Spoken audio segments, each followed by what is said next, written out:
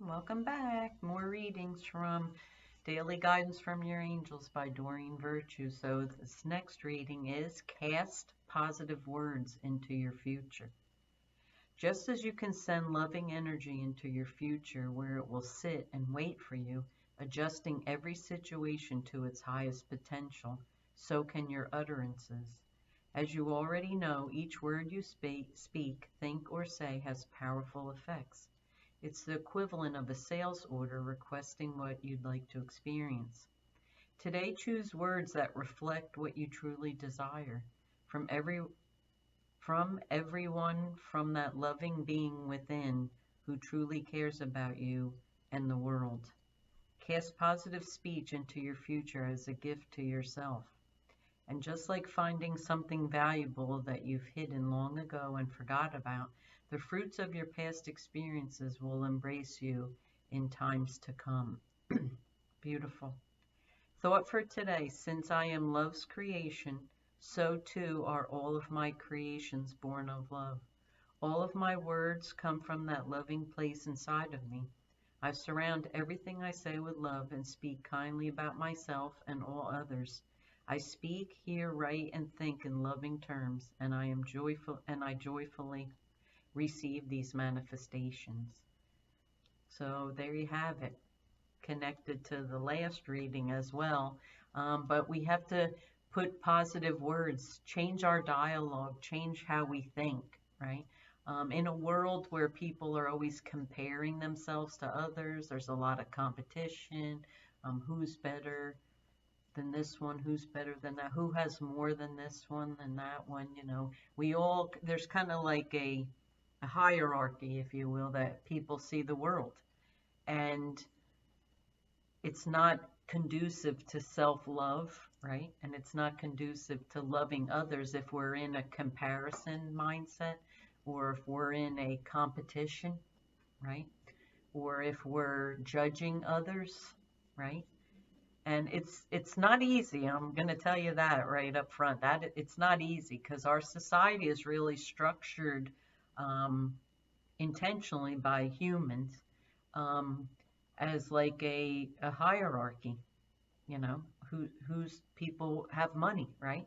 And some people have a lot of money, and some people and there's like a judgment there, right? Like, oh, well, if people have a lot of money, they must be this and that, and they must have, a great life and all these things, right? But then at the same time, we'll hear that people have a lot of money and they they're not happy, right? Because money doesn't make us happy. It's a vehicle of bartering, basically, in the world, but it's not a definition of an individual's value. That's what society does, is to some degree makes money, um, and a person's abundance of money means something about the individual. And that's on a human level, right? That's on human beings doing that. Spirit and the divine and God, universe, angels.